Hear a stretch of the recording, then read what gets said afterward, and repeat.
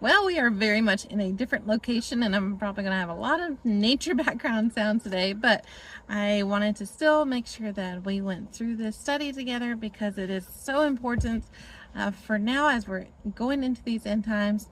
So, what is to come, and how should the Christian be prepared, and all these things? And this is what Revelation prepares us for. So, we are diving into chapter 8 today, and we will later on, I'm actually going to bring in my husband several times throughout Revelation. There are some parts that are fascinating. I've already kind of gone a little bit more ahead, deep dive into a study that caught my attention as I'm going through this. I had not seen before. And so when I was bouncing it off of him, we were just gaining some new insight and excitement over what God is doing in this time. So let's do chapter 8 now, and hopefully I will be able to bring him on for chapter 9. Chapter 8, verse 1. When he opened the seventh seal, there was silence in heaven for about half an hour. Now, this is just the gravity of what is about to unfold. It hasn't even started yet, but he opens the seventh seal and heaven falls silent. We see a pattern throughout where silence precludes judgment. We even know that happens with birds. When the birds get silent, there is something dangerous coming. And we see this already taking place in heaven. But up until this point, there has been uninterrupted praise and worship around the throne, as we were just reading in Revelation 7. And then it comes to a screeching halt, a silence, the moment the seal is opened. And then in verse 2, and I saw the 7 angels who stand before God, and to them were given 7 trumpets. Another angel who had a golden censer came and stood at the altar. He was given much incense to offer with the prayers of all the saints on the golden altar before the throne. Now, remember, we talked about this in Revelation 5:8, where they had the bowls of incense that were the prayers of the saints. Well, again, is mentioned here. Now, they do not have an altar. I think I mentioned this in that chapter 5:8.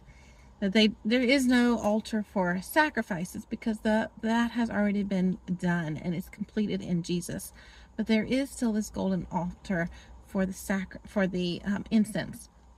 And it says in verse 4, the smoke of the incense together with the prayers of the saints went up before God from the angel's hand. Now let's take a look at Psalm 141 too. Actually, let me read 1 and 2. O Lord, I call to you, come quickly to me. Hear my voice when I call to you. May my prayer be set before you like incense. May the lifting up of my hands be like the evening sacrifice. Now again, this is what they would do, is they bring all their prayers and their petitions, and it would be like incense on the altar. So this goes up before God. Then the angel took the censer, filled it with fire from the altar, and hurled it on the earth. And there came peals of thunder, rumblings, flashes of lightning, and an earthquake. This is the power of our prayers. This is what's taking place, is all these prayers of the saints are being pulled together and thrown upon the earth. And there's peals of thunder, rumblings, flashes of lightning, and an earthquake. This is the movement of our prayers. It is all the cries for justice and the prayers for evil to be destroyed, and it is now being hurled to the earth to be accomplished and fulfilled.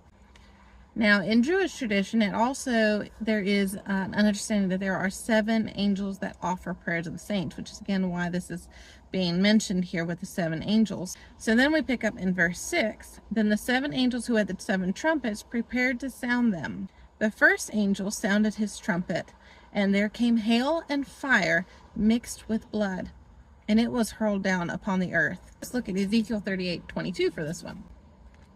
I will execute judgment upon him with plague and bloodshed. I will pour down torrents of rain, hailstones, and burning sulfur on him, and on his troops, and on the many nations with him. And so I will show my greatness and my holiness, and I will make myself known in the sight of many nations.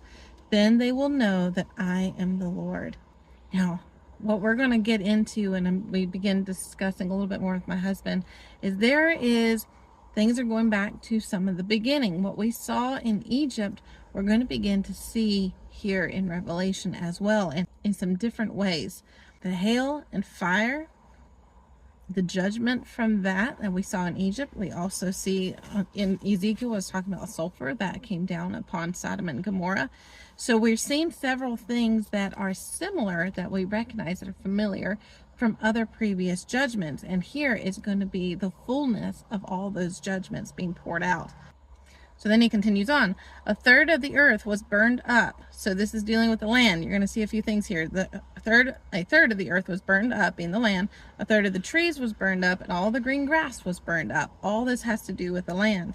So then, now the second angel sounds his trumpet, and something like a huge mountain, all ablaze, was thrown into the sea. Okay, so let's look at Jeremiah 51:25. I am against you, O destroying mountain, you who destroy the whole earth, declares the Lord. I will stretch out my hand against you, roll you off the cliffs, and make you a burned out mountain. No rock will be taken from you for a cornerstone, nor any stone for a foundation, for you will be desolate forever. So this huge mountain is also now destroyed, and it is thrown into the sea. And then it picks up from there. A third of the sea turned into blood, a third of the living creatures in the sea died, and a third of the ships were destroyed. So now we dealt with the land, now we're dealing with the sea. Now with this whole talking about the mountains that were ablaze, it is possibly referring to volcanic eruptions, particularly along the coastline because of being thrown into the sea. This could lead to a tsunami because of what's taking place with that type of eruption. There is a description of Mount Vesuvius that is very similar to what took place here. So this is dealing with the environment. It's going to greatly change the environment. And then with the talking about a third of the ships destroyed, this is now against commerce and strength, because that's what ships represent. And then we get to this next part, the third angel. Now, the third angel sounds his trumpet, and a great star, blazing like a torch, fell from the sky. Okay, so he's dealt with the land, now the sea, then the sea, now the sky. From the sky on a third of the rivers and on the springs of water. The name of the star is wormwood, which means bitterness. A third of the waters turned bitter, and many people died from the waters that had become bitter. Now, wormwood is actually a type of botanical that is very bitter, and it is known to cause sickness and even death. So here we're seeing it looks like a meteorite or something that has hit the earth and is blazing like a torch. We've talked about these Apophis and some other things that are coming closer to the earth and the fear of what that can cause. Well, this is the picture of something like that hitting the earth and how much damage it does. And then if the waters are not safe, there's been concern about the earth not having enough water. Well, if the water is not safe, the people die because you no longer have a source of life because you need water to survive. So let's turn now to Joel 2:10. Before them the earth shakes, the sky trembles, the sun and moon are darkened, the stars are no longer shine. We see this quite often throughout scriptures about judgment and how it affects the sky. And then in Ezekiel 32:7, when I snuff you out, I will cover the heavens and darken their stars. I will cover the sun with a cloud, and the moon will not give its light. All the shining lights in the heavens I will darken over you. I will bring darkness over your land, declares the sovereign Lord. Now, in Revelation chapter 6, what takes place there seems to be events. But in this chapter, this is now changes that affect the entire earth and that will continue to remain changed. It's not going to go back. It's not just a moment of an event. This is a complete change of the earth. And then we're going to try to finish up this part here in verse 12. The fourth angel sounded his trumpet, and a third of the sun was struck, a third of the moon, and this goes back to some of the passages we've just read, a third of the moon, a third of the stars, so that a third of them turned dark. A third of the day was without light, and also a third of the night. Now this also should sound a little familiar, because when Satan rebelled, what did he take with him? A third of the angels. So a third of heaven fell because of this rebellion. So this is being, again, themes get repeated throughout, but what took place in the beginning, again, reoccurs in the end. So one more thing we're going to look at is Jeremiah 9:15. Talking about the bitter water and all. Therefore, this is what the Lord Almighty, the God of Israel, says. See, I will make this people eat bitter food and drink poisoned water. And that's exactly what wormwood does. It's a poison. And then Jeremiah 23:15. Therefore, this is what the Lord Almighty says concerning the prophets. I will make them eat bitter food and drink poisoned water, because from the prophets of Jerusalem ungodliness has spread throughout the land. So lastly, in verse 13, as I watched, I heard an eagle that was flying in midair. Now, in this particular verse, the Bible doesn't distinguish between the golden eagle that's familiar in Israel and a vulture, but it does seem to give more of a description of a vulture. So as I watched, I heard an eagle or vulture, more than likely a vulture, that was flying in midair, call out in a loud voice. Because of this is why many believe that it's leaning towards the vulture. Woe, woe, woe to the inhabitants of the earth, because of the trumpet blast about to be sounded by the other three angels. Now, the other reason why is most likely the vulture is because in Habakkuk 1:8 we read, their horses are swifter than leopards, fiercer than wolves at dusk. Their cavalry gallops headlong. Their horsemen come from afar.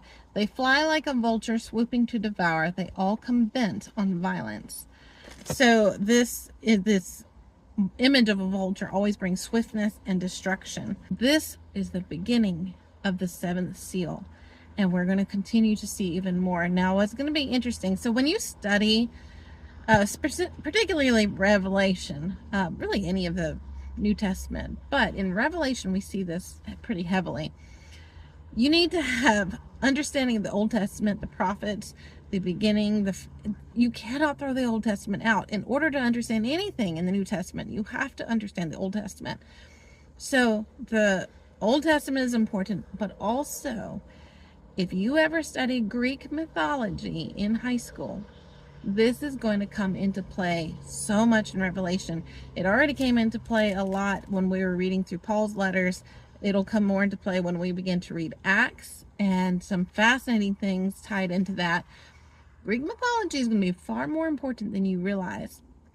And God is going to deal with those particular gods. And we're going to see that as we continue to go through. So keep that in mind. What took place in Egypt is getting ready to be again almost repeated, but on levels that we've never seen before across the whole world, dealing with these gods. So stay tuned. I'm going to have my husband join us, and we will dive into 9 and get into a little bit more of what's taking place in Revelation.